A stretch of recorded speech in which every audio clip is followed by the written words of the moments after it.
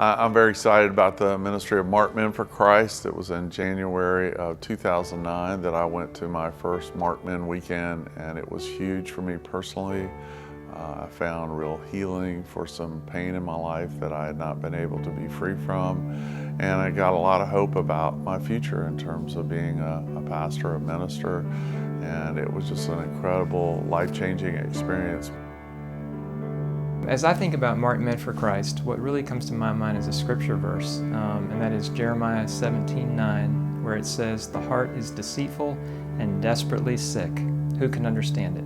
And I would say that for me, I didn't really understand all that was in my heart, but my phase one experience with Marked Men for Christ gave me an insight that I didn't have before. I realized that there were wounds in my life, there was anger, there was sadness, there was shame, and it opened that up and helped me to see that there were some areas where I needed healing.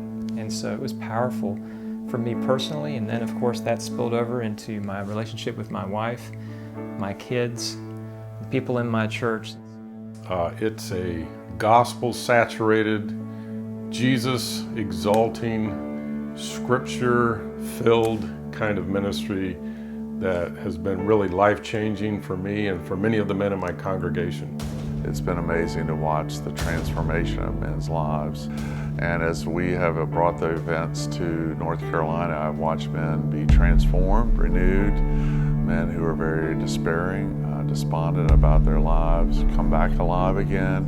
As I watched God work in the lives of other men in our church, I saw marriages healed. They were renewed in terms of what their focus and their mission was. And so it was an incredible thing to watch. So I've seen God do a work in the men in our church, and therefore in the families and in the ministries of our church. It was just so amazingly affirming as a man. It was having a sense of guys together in this battle with you. I watched guys saying that for the first time in their entire life they felt accepted as a man.